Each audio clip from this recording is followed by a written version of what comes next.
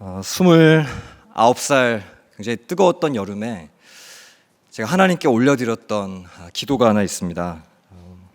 하나님, 이 땅의 청년들을 위해서 제 인생의 가장 아름다운 한 토막을 좀 드리고 싶습니다. 그리고 주님, 제 안에 있는 열정, 또 비전, 또 시간, 에너지, 이걸 좀 하나님께 드리고 싶습니다. 제 30대를 좀 드리고 싶습니다. 하나님, 저를 좀 사용해 주십시오. 참 신기하게도 작년까지가 제가 청년사역 10년 차였습니다. 그래서 지난 한 해까지 이 청년사역의 이제 부르심을 마치고 이제 새로운 부르심에 서 있는데요. 안산이라는 곳에서 한 교회에서 한 대학부 친구들과 한 5년, 그리고 분당우리 교회 와서 또 대학 1부, 또 마지막으로는 작년까지 굉장히 짧지만 좀 강렬했던 또 이청년부 지체들과 한 10년간의 그 뜨거웠던 시간을 마무리를 하고 이제 새로운 부르심의 자리에 서 있습니다. 가끔 이제 엘리베이터를 타면 이제 성도님들이 반갑게 인사를 해주세요. 목사님 어디 가신 줄 알았어요, 이렇게 인사를 해주시는데 감사하게도 저는 아직 잘리진 않았습니다. 이제 한 사무실에서 이제 기획팀으로 교회 뒤에서 교회를 섬기고 지원하는 역할로 이렇게 쓰임을 받고 있는데요. 새로운 성장통, 또 새로운 시야, 또 멘토 목사님이신 담임 목사님 옆에서 배울 수 있다라는 특권, 은혜, 참 많은 은혜를 누리고 있습니다. 그러면서도 사무실에 한 분의 목사님과 같이 사무실을 쓰고 있습니다. 아마 혼자 했으면은 그 성장통이 굉장히 좀 아팠을 텐데 오늘 안내 보셨던 정상현 목사님과 이제 오피스 메이트인데요. 참 외롭지 않게 부족한 후배 이 목사를 잘 참아주고 또 받아주면서 참 좋은 형님 목사님을 만났다는 생각이 듭니다. 저 뒤에 앉아 계세요. 그래서 저는 오늘 사실 오랜만에 이 설교단에 저는 섰거든요. 10년 동안 매주마다 말씀으로 청년들과 교제를 하다가 정말 오랜만에 성도님들과 이 말씀으로 교제한다는 것이 정말 많이 설렜습니다. 그리고 말씀을 준비하면서 또 어떤 말씀을 우리 성도님들과 나눌까, 제 안에 계속 묵상되었던 것은 두 개의 단어였습니다. 하나님의 임재와 부르심이었습니다. 부르심. 하나님께서 저의 인생의 그 변곡점마다, 그리고 성도님들의 그 인생의 변곡점마다 강력한 하나님의 임재, 부르심, 이건 누구에게나 다 있었을 텐데요. 그리고 때로는 저의 인생에 내가 좀 할 수 있을까? 참 보잘것없다, 무가치하다라고 느낄 때에도 그 터널을 뚫고 나올 수 있었던 것은 하나님의 부르심이었습니다. 그리고 하나님의 임재였습니다. 그래서 저는 오늘 이 말씀을 성도님들과 나누고 싶습니다. 모세를 부르셨던 하나님, 그리고 어느 때보다도 강력하게 모세 인생의 변곡점을 만드셨던 그 하나님, 그 하나님에 대한 얘기를 좀 하고 싶어요. 모세가 120년을 살았습니다. 1막, 2막, 3막으로 나눠질 수 있는데 1막은 이집트 광야에서 40년, 그리고 2막은 미디안 광야에서 40년, 그리고 마지막 3막은 이 출애굽한 백성들을 광야로 인도하는 마지막 이 40년의 시간.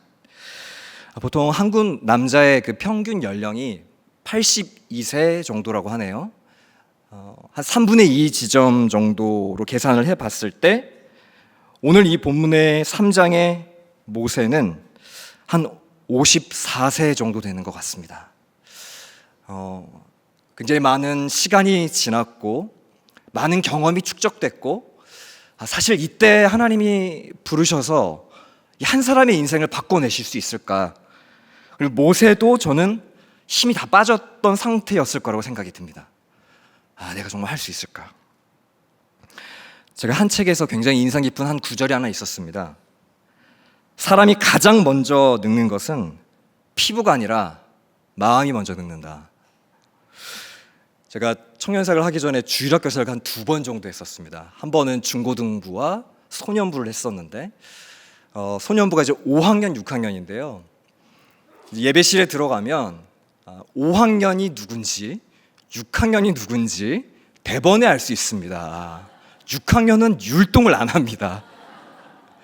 이게 뒷짐지고요. 5학년까지 그렇게 열심히 하던 애들이 이 나이에 내가 하리. 참 희한한 것 같아요. 어떤 한 공동체나 그룹에 있으면 이게 최고가 되면 마음이 늙어버립니다. 반응하지 않아요. 다 안다. 짝다리 짚고요. 목사님 다 압니다. 수련회 가서 제가 프로그램 다 얘기해 볼까요? 이렇게 다 안다는 듯이 얘기를 합니다. 근데 다시 중학교 1학년으로 올라가면 새로운 걸 배우기 시작합니다. 마음이 싱싱해집니다. 그리고 반응하기 시작하고 물어보기 시작하고, 그리고 또 여전히 중3이 되면 또 발장을 킵니다. 사람이 늙는 것은 마음입니다. 저는 오늘 이 모세가 마음이 늙었다라고 생각이 들어요. 생물학적인 시간도 지났지만 아마 마음이 많이 늙었을 겁니다. 다 무너져 있었을 겁니다. 그런데 저는 오늘 이 모세를 부르시는 하나님의 마음이 이사야서 43장 19절일 거라고 생각이 됩니다. 우리 성도님들과 한번 이 말씀을 같이 한번 읽어볼까요? 함께 읽습니다. 시작. 보라, 내가 새 일을 행하리니 이제 나타낼 것이라. 너희가 그것을 알지 못하겠느냐? 반드시 내가 광야의 길을, 사막의 강을 내리니. 그의 인생의 일막은 이집트 왕자로서 무한한 가능성의 시간이었습니다. 학문도 최고의 학문을 배웠을 거고요. 군사적인 지식, 그리고 요세푸스라는 유명한 역사학자의 기록에 의하면 모세가 이집트 바로의 왕권을 이어받아서 실제적인 실권자가 될 수 있을 뻔했던 기회가 3번 있었다고 합니다. 정치적으로나 또 실력적으로나 그의 위치는 아주 탄탄한 상태였습니다.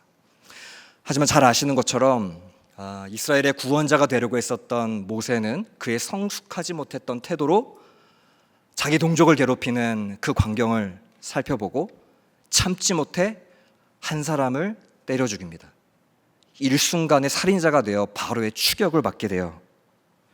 그의 인생 2막은 도망자로 시작을 했습니다.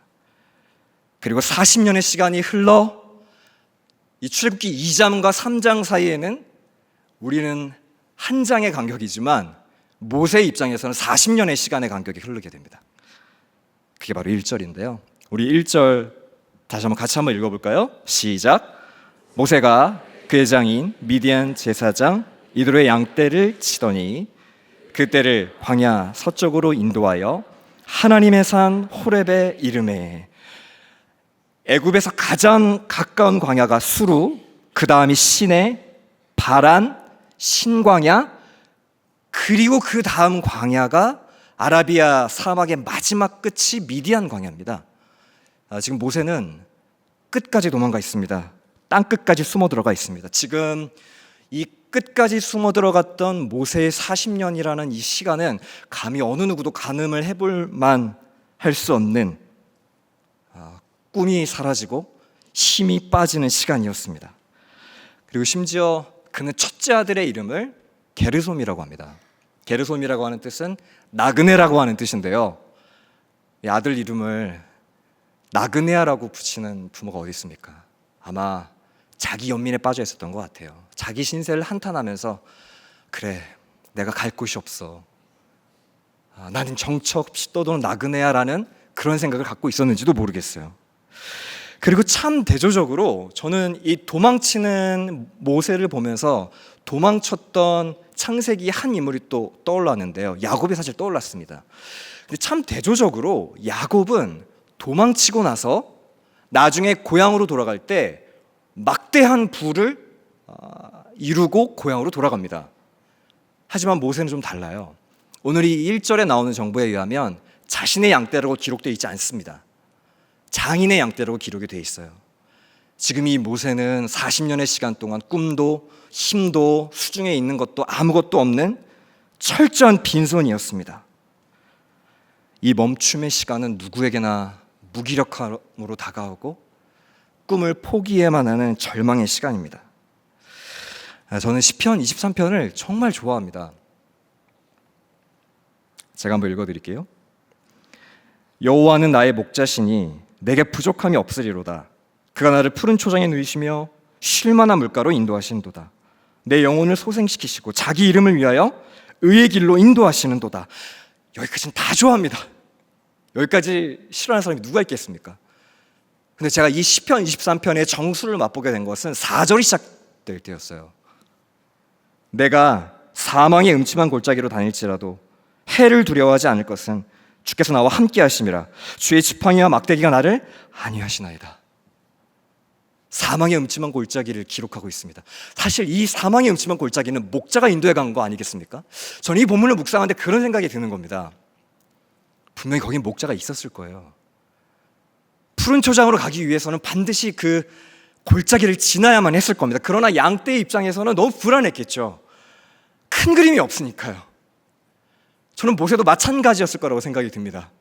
인생의 큰 그림을 알 수 없었기 때문에 40년이라는 시간 동안 그는 다 내려놨을지도 모르겠어요. 사랑하는 성도 여러분, 오늘 이 모세의 시간은 멈춰있고 꿈도 없습니다. 그때 하나님이 부르셨습니다. 저는 이 부르심이, 이 모세를 향한 이 부르심이 그래서 참 많이 위로가 됩니다.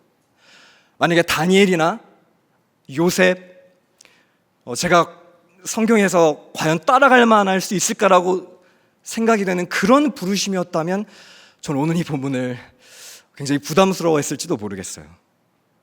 하지만 성경에 나오는 이 부르심 중에 이 모세를 향한 부르심은 정말 많은 위로가 돼요.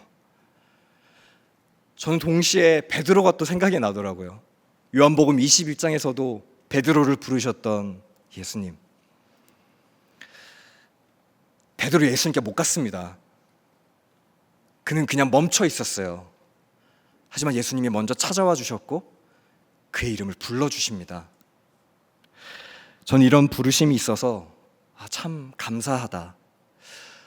오늘 이 본문에 나오는 이 정말 유명한 이 부르심의 본문 아닙니까? 이 본문에 보면 하나님이 나타나시는 그 현현, 나타나심이 그 떨기나무에 임하는 강력한 하나님의 불로 표현이 됩니다. 이 떨기나무라고 하는 이 원어는 스네라고 하는 단어인데요. 보잘것없는 거, 아무것도 아닌 거. 잘 아시는 것처럼 이 떨기나무는 당시 광야에서 그냥 익숙했던, 목재로도 쓸 수 없고 사람이 쉬어갈 수도 없는 그냥 아주 평범한 나무였습니다. 하지만 이 가시떨기나무는 누구를 상징합니까? 저와 여러분이요. 저와 여러분을 상징하는 단어입니다. 하나님이 지금 여기 계시다. 이 쓸모없는 나무에 하나님이 임재하고 계시다. 하나님이 지금 여기에 시퍼렇게 살아 계시다. 아무도 없는 것 같은 그 광야에 하나님이 여기 계시다. 저는 이 하나님에 대한 임재의식이, 하나님의 살아계심에 대한 임재의식이 이 모세의 출발점이라는 생각이 들었습니다. 만약에 오늘 이 예배를 드리시는 이 기도의 시간 가운데 기도 중에 하나님의 이 임재를 의식할 수 있다면, 한 아버지가, 한 어머니가, 한 분의 선생님이, 한 분의 목회자의 심령에 이 하나님에 대한 임재가 회복이 된다면, 이 의식이 회복이 되면 우리는 거기서부터 회복이 시작되는 거죠. 전에 그 담임 목사님께서 신앙을 그 서핑에 참 많이 비유하셨던 때가 있었습니다. 참 담임 목사님께서 이 그림 이미지로 신앙을 설명하실 때 참 명쾌하다. 그때 이제 서핑으로 설명을 해주셨었는데요. 그때 이런 말씀을 하셨습니다. 공통점이 있다. 파도는 사람이 일으키는 게 아니다. 하나님이 일으키신다. 오늘 이 본문의 모세도 마치 내가 오늘 각성해서 하나님을 부르고 찾고 구하면서 거기에 찾아오시는 방식이 아니라 하나님이 그냥 모세를 지금 찾아오신 겁니다. 그날도 그냥 그 양떼 몰다가 그 호렙산에서 하나님이 일방적으로 찾아와 주셨습니다. 하지만 하나님이 영적인 파도를 일으키실 때 그 파도에 반응하는 것은 인간이다. 반응은 우리의 몫이다. 우리 4절의 말씀을 같이 한 목소리로 다시 한번 읽어보겠습니다. 함께 읽습니다. 시작. 여호와께서 그가 보려고 돌이켜 오는 것을 보신지라. 하나님이 떨기나무 가운데서 그를 불러 이르시되 모세야 모세야 하시매 그가 이르되 내가 여기 있나이다. 내가 여기 있나이다 라고 그는 반응했어요. 지금 제가 여기 이 기도의 자리에 나와 있습니다. 제가 하나님께 예배하고 있습니다. 하나님, 제가 갈급한 마음으로 여기 있습니다. 모세가 지금 먼저 요청한 것이 아니라 하나님이 요청하셨고 그 요청에, 그 파도에 모세는 지금 반응했을 뿐입니다. 마치 누가복음 1장 38절에 마리아가 저는 메시아를 잉태할 만한 그런 위대한 어머니가 되고 싶습니다 이렇게 구하지 않았고 그저 하나님이 마리아를 찾아오셨고 누가복음 1장 38절에 마리아가 이르되 주여 주의 여종이오니 말씀대로 내게 이루어지다 하매 천사가 떠나가니라. 사랑하는 성도 여러분, 신앙의 파도는 하나님이 일으키시고 오늘 이 기도회는, 그리고 우리가 드리는 이 예배는 하나님 앞에 그 불을 확인하고 반응하는 시간입니다. 하지만 사실 모세가 왜 도망자가 됐습니까? 이 하나님 앞에서의 이 반응을 다 잊어버렸기 때문 아닙니까? 출애굽기 2장 12절을 보면 모세가 사람을 때려 죽일 때 묘사했던 장면인데요, 좌우를 살펴 사람이 없음을 보고 그 애굽 사람을 쳐 죽여 모래 속에 감추니라. 전 이 표현이 참 와닿더라고요. 사람이 없음을 보고, 사람이 없음을 보고. 지금 모세는 하나님을 보고 있지 않습니다. 들키지 않으면, 발각되지 않으면, 거기 하나님이 시퍼렇게 살아가시고 계시다는 사실을 인식하지 못했고, 그래서 모세 인생의 일막에는 하나님의 통제가, 하나님의 다스림이 나타나질 않았습니다. 하지만 오늘 이 3장을 기점으로 모세는 그의 인생의 반응과 역동이 완전 달라지게 돼요. 이 사건이 있고 난 다음에 이 패턴이 계속 반복이 됩니다. 여호와께서 모세에게 이르시되 모세가 반응하여, 모세가 응답하여 말씀하시는 대로 행하였더니. 오늘 이 밤에 저 여러분의 기도 제목이, 첫 번째 기도 제목이 바로 이 기도 제목이었으면 좋겠습니다. 하나님의 임재, 그 살아계심을 의식하고 반응하십시오. 하나님 앞에 내 마음을 찢고 깨트리는 것. 이 모세에게 하나님은 2가지 명령을 주십니다. 너무 많이 들었던 그 명령 아닙니까? 내 발에서 신을 벗어라. 그리고 일어나 가라. 첫 번째, 신을 벗으라. 권리포기입니다. 권리포기요.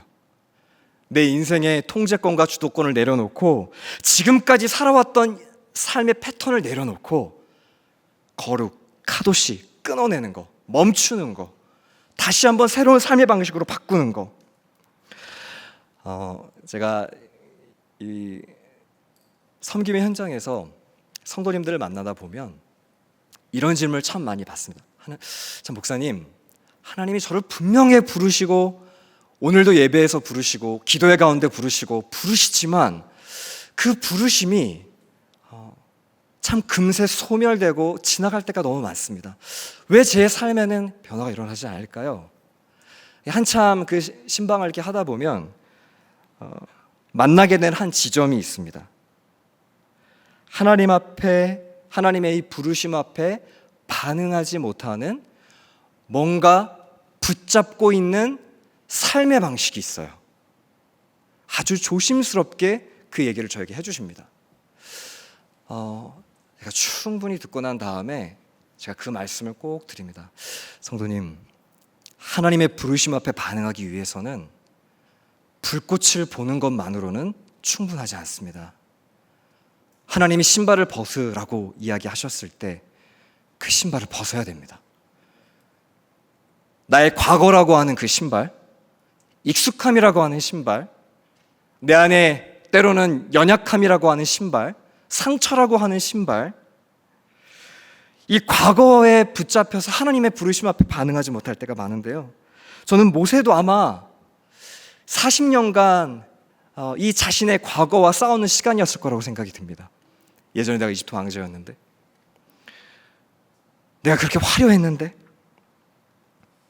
그리고 내가 지금 이렇게 40년 동안 의미 없이 살아왔는데, 그러나 오늘 이 모세는 그 떨기나무를 지나치지 않아요. 와, 신기하다, 와, 대단하다, 이렇게 멈추지 않고 하나님의 그 신을 벗으라라고 하는 그 명령 앞에 과감하게 벗습니다. 사랑하는 성도 여러분, 오늘 이 기도의 자리에서 하나님이 벗으라고 하는 신발을 직면하게 하실 때 그 신발을 벗어야 됩니다. 그것을 과감하게 내려놔야 됩니다. 그리고 한 가지 명령이 더 있습니다. 이제 가라는 겁니다. 주님, 여기가 좋습니다. 머물러 있는 게 아니라 이제 사명의 자리로 가라. 오늘 9절 말씀을 다시 한번 한 목소리로 한번 읽어볼까요? 하나님이 저와 여러분에게 주시는 그 약속의 말씀으로 받고 우리 9절 말씀을 다시 한번 같이 한번 읽어보겠습니다. 시작. 이제 가라. 이스라엘 자손의 부르짖음이 내게 달하고 애굽 사람이 그들을 괴롭히는 학대도 내가 보았으니. 하나님, 40년 전에 만약에 저를 부르셨으면 제가 그때 할 수 있을지도 모르겠습니다. 왜 지금 힘이 다 빠진 상태에서 저를 부르십니까? 라고 말했을지도 모르겠지만, 그러나 모세는 그래도 하나님과의 씨름을 포기하지 않습니다. 이제 3장 후반절에 보면 하나님과의 씨름이 시작돼요. 가라, 저 힘 없습니다. 저 열정 다 끝났습니다. 체력도 없습니다. 감각도 다 사라졌습니다. 이제 여기서 그냥 주저앉을 수밖에 없습니다. 하지만 하나님은 모세를 포기하지 않으시고 이제 가라. 거기에 주저앉아 있지 말고 이제 가라. 완전히 모세를 회복시켜서 오늘 이 기도의 자리에 하나님의 그 회복과 임재가 충만해져서 현장으로 우리를 내보내시는 게 아니라, 모세는 여전히 불완전했고 여전히 미완성이었고 공사 중이었지만 하나님은 가라. 가면 내가 그 자리에서 너와 동행하겠다. 그 약속이 12절 말씀 아닙니까? 12절에 이렇게 기록되어 있습니다. 하나님이 이르시되 내가 반드시 너와 함께 있으리라. 내가 그 백성을 애굽에서 인도하여 낸 후에 너희가 이 산에서 하나님을 섬기리니 이것이 내가 너를 보낸 증거니라. 열등감으로 신음하고 있었던 모세에게 하나님의 대안, 내가 너와 함께 하겠다. 내가 너와 함께 하겠다라는 이 이야기가, 제가 이 본문을 묵상하는데요, 제 안에, 설교자로서 제 안에도 정직하게는 내가 너와 함께 하겠다라고 하는 이 약속이 매너리즘으로 저에게 다가오는 겁니다. 이 약속의 말씀이 모세에게 주었던, 불안했던 모세에게 주었던, 모세가 다시 일어날 수 있었던 유일한 하나님의 대안이었는데, 제가 이 약속의 말씀이 좀 매너리즘으로 다가오더라고요. 너무 익숙하게 많이 들었기 때문에요. 매너리즘이 뭔지 아십니까? 매너리즘이라고 하는 것은 항상 틀에 박힌 일정한 방식이나 태도를 취하면서 신선함과 독창성을 잃어버리는 것입니다. 신앙의 매너리즘만큼 위험한 게 없습니다. 무엇을 해도 새롭지 않고 감격이 일어나지 않고, 제가 아까 6학년 아이들의 뒷짐을 농담처럼 이야기했지만 우리의 신앙생활에도 이 영적인 매너리즘이 아주 뿌리 깊게 박혀있을 때가 많습니다. 하지만 하나님은 오늘 우리에게 다시 한번 말씀하십니다. 유일한 대안은 내가 너와 함께 하겠다라는 것이다. 이 약속의 말씀을 붙잡는 것이 모세에게 유일한 대안이었습니다. 정답이었습니다. 저는 오늘 이 기도의 자리가 가시떨기 나무 같은 우리의 인생 가운데 기꺼이 그분 앞에 우리의 인생을 내어드리고 무가치하지만 낡은 인생 같고 도저히 일어날 수 없을 것 같은 절망의 상황이지만 누구나 다 통과하는 광야지만 광야가 왜 이렇게 우리의 인생을 절망하게 합니까? 우리의 그림이 깨어지기 때문 아닙니까? 내가 세운 계획이 있는데 하나님이 전혀 엉뚱한 사망의 음침한 골짜기로 지나가게 하실 때 하나님이 이렇게 말씀하십니다. 모세야, 그래서 내가 너랑 함께 하겠다고 하는 거 아니겠니? 그래서 내가 너와 동행하겠다는 거 하는 거 아니겠니? 오늘 이 약속의 말씀이 우리에게도 동일한 약속의 말씀이 되길 소망합니다. 40년의 시간이 무가치하다고요? 무의미합니까? 저는 오늘 이 본문을 묵상하면서 정확하다. 하나님은 출애굽한 이스라엘 백성들이 광야에서 40년을 통과했습니다. 모세는 정확히 40년을 혼자 광야에 있었습니다. 이스라엘 백성들 중에 가장 광야에 탁월했던 사람 누굽니까? 모세죠. 40년 동안 광야에서 버텨낸 사람은 모세입니다. 미디안 광야에서의 40년의 시간은 하나님이 철저하게 모세를 준비시키는 시간이었습니다. 너는 다 꺼졌다고 생각하지만 다시 일으킨다. 우리 인생 가운데 하나님이 우리를 여전히 포기하고 계시지 않으신다면 오늘 이 기도의 자리 가운데 이 약속의 말씀을 붙잡고 다시 한번 일어나는 성도님들이 되시길 주님의 이름으로 간절히 축원합니다. 말씀을 좀 정리하면서요, 이 모세의 시작도 있지만 사실 저는 모세의 마지막이 좀 많이 궁금했습니다. 이 모세가 처음에는 이렇게 하나님 앞에 정말 멋진 부르심을 받았고 그 과정도 참 대단하지 않았습니까? 엄청난 이스라엘을 지도했던 모세의 리더십. 근데 그 모세의 인생의 그 마지막을 제가 한번 살펴봤는데요, 출애굽기 33장 15절에 이 장면은 그런 장면입니다. 이제 마지막으로 가나안으로 들어가기 직전에 하나님이 이스라엘 백성들에게 그렇게 말씀을 하세요.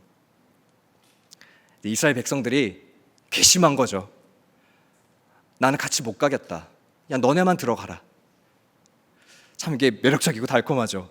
하나님 없는 성공이요, 하나님 없는 평안함이요, 하나님 없는 가나안이요. 그 많은 이스라엘 백성들이 성경에 기록되어 있지 않지만 저는 아마 이스라엘 백성들 중에는 여기까지 왔는데 내가 그냥 가나안 들어가면 좋겠다. 근데 유일하게 모세는 이렇게 기도합니다. 모세가 여호와께 아뢰되 주께서 친히 가지 아니하시려거든 우리를 이곳에서 올려보내지 마옵소서. 이런 겁니다. 기도 응답이 이루어져도 아무리 그 가나안에 들어가도 하나님 안 계시면은 저는 의미가 없습니다.